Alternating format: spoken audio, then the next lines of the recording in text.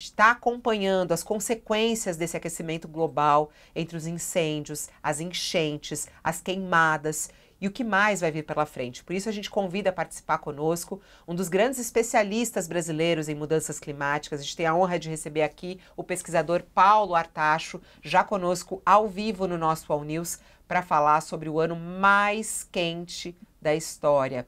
É preocupante, não, professor? Bom dia, seja muito bem-vindo aqui ao nosso programa. Bom dia, Fabíola. Bom dia, Thales e todos os telespectadores. Realmente, o planeta está numa rota de um aquecimento extremamente rápido e muito forte. Isso preocupa por uma série de razões. Primeiro, porque a população mais vulnerável, em geral, a população de baixa renda, é quem vai mais sofrer os impactos das mudanças climáticas como um todo, né?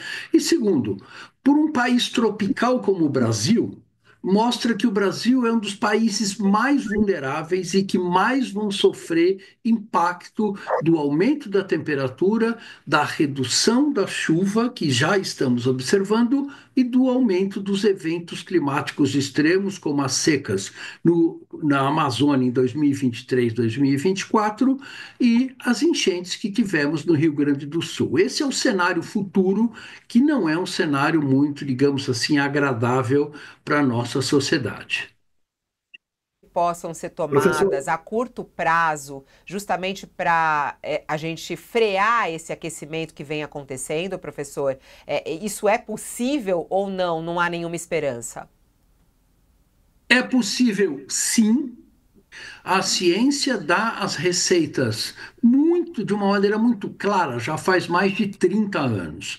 O que nós precisamos fazer é acabar com a exploração e o uso de combustíveis fósseis, como petróleo, carvão e gás natural, o mais rápido possível e da maneira mais intensa possível. Sem isso, nós não vamos conseguir estabilizar o clima do planeta e, com isso, nós vamos, obviamente, ter consequências enormes, não só para o futuro. É importante perceber que as mudanças climáticas já estão impactando hoje de uma maneira muito forte. Vejam, no caso dos incêndios na cidade de Los Angeles, que nunca havia acontecido nada similar a essa destruição. E, por exemplo, as secas na Amazônia neste ano.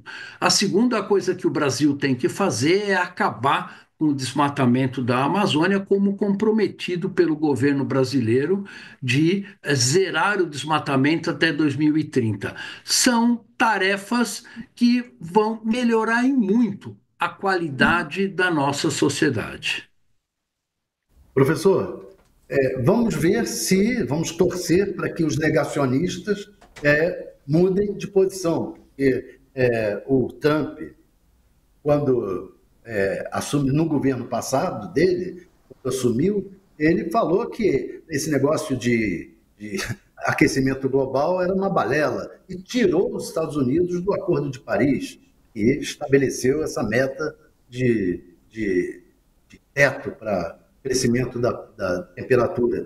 E aqui o Bolsonaro também negou que havia aquecimento global. Tudo isso, depois do que eles fizeram, teve aqui seca na Amazônia, enchente no Rio Grande do Sul, e está tendo o Trump lá, que lidar agora com Los Angeles. Agora, eu pergunto, qual é o ponto de não retorno? Quando é que, e o que significa o ponto de não retorno que os ambientalistas colocam e que o Acordo de Paris também colocou? Qual é o ponto de não retorno? E Olha, o que Thales, significa? sim, em primeiro lugar, eu não concordo com essa questão de que Trump ou Bolsonaro sejam negacionistas. Na verdade, eles estão defendendo os seus interesses econômicos, né? No caso do Trump, ele defende o interesse da indústria do carvão e do petróleo nos Estados Unidos. No caso do Brasil, defendendo os interesses de ruralistas que têm interesse em expandir o desmatamento da Amazônia como um todo. Então, não se trata de negar o aquecimento global por causa das questões científicas associadas com o aquecimento em si. Mas sim, se trata de defender interesses econômicos de grupos específicos. Então, não é propriamente negacionismo. Quanto à questão do ponto do não retorno, tá? Veja, nas atuais trajetórias de emissões que estamos atualmente, Thales, nós estamos indo para um aumento médio de temperatura de 3,1 graus Celsius de média global, o que no Brasil implica um aumento de temperatura de 4 a 4,5 graus Celsius. Então, você imagina cidades como Teresina, Cuiabá ou Palmas, com uma temperatura, em média, 4 graus mais quentes do que a temperatura atual.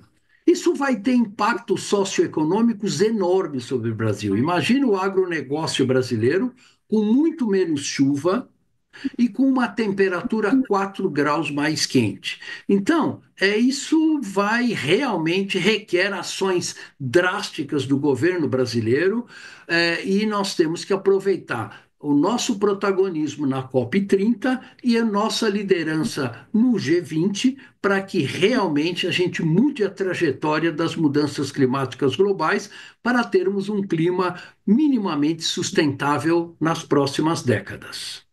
Eu Mas acho qual é o ponto interessante. de não retorno e quando isso chegará? Ah, tá. Olha, não existe um ponto de não retorno. Quer dizer, veja, o Acordo de Paris coloca que devemos limitar o aquecimento em 1,5 graus. Bom, 1,5 graus, como a gente já percebeu, já estamos ultrapassando esse, digamos assim, o que seria um limite que era considerado seguro. Mas veja, a gente já vê a 1,5 graus impactos como do Rio Grande do Sul, como da Amazônia, como de Los Angeles, né? E o que nós estamos vendo é que podemos chegar num nível onde um aumento de temperatura na Amazônia seja de 4 graus Celsius, onde a floresta não tenha mais condições de sobrevivência. O problema é que a floresta armazena 120 bilhões de toneladas de carbono, e esse carbono voltando para a atmosfera, ele, na verdade, vai agravar este quadro que a gente está discutindo atualmente. Então, veja, não existe assim um ponto, olha, se aumentarmos a 2 graus, a 2 graus e meio, a 3 graus, nós vamos desregular o sistema climático de uma maneira que não há retorno. Em vez de pensar dessa maneira, eu prefiro pensar, temos que reduzir as emissões o mais rápido possível e acabar com a exploração de petróleo, de gás natural e dos demais combustíveis fósseis. O professor Artacho, a gente conversa com o senhor há muitos e muitos anos, né? Lembro disso ainda na época da Rádio CBN, e eu lembro que, sei lá, há 20 anos, né, quando a gente ouvia todas essas análises e essas previsões, elas eram, às vezes, muito mais distantes de todos nós, a sociedade. Hoje, a gente vê, por exemplo, a mansão de artistas de Hollywood queimando, né?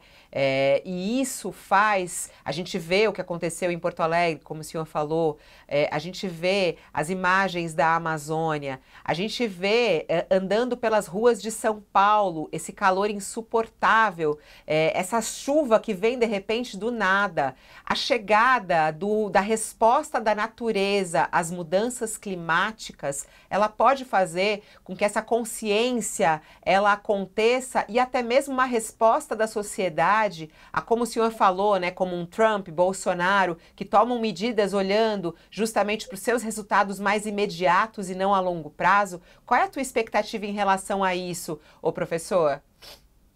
Olha, Fabíola, você fez um diagnóstico preciso, né?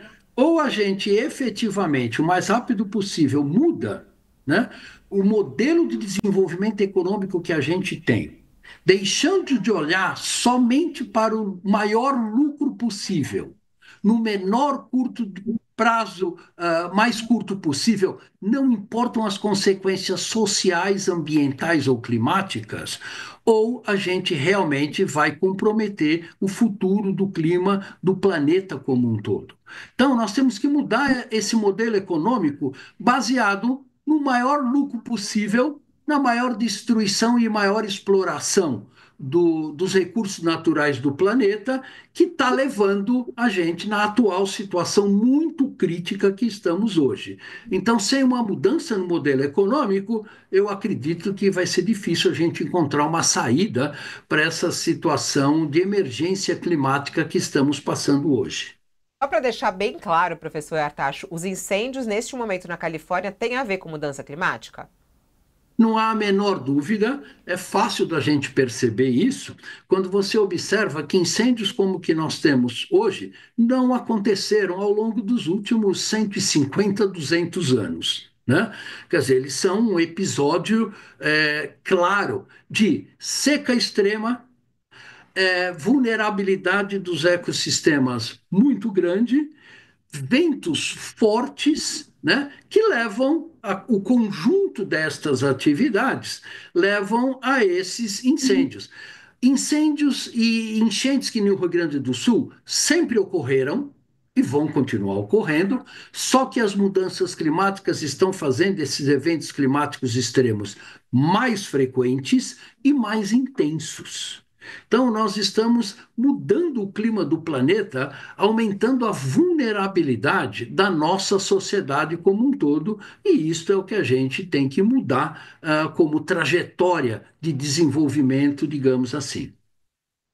Falo para quem está conosco na TV e a troca de convidados aqui, a gente já volta. E eu queria muito aproveitar e agradecer, professor, uma honra recebê-lo aqui com todo o seu tempo corrido aí, nos trazer esse alerta. É difícil ouvir tudo isso, né, que vocês pesquisam há muitos e muitos anos, mas esses alertas são fundamentais. Quando a gente vem aí com esses resultados e essa manchete que deixa a gente assustado, 24, o ano mais quente já registrado de toda a história, é importante entender, é importante explicar e fazer os alertas para que a gente possa inverter esse rumo. Muito obrigada, parabéns pelo seu trabalho e até a próxima. Eu que agradeço, Fabiola e Thales, e é sempre bom conversar com vocês, gente.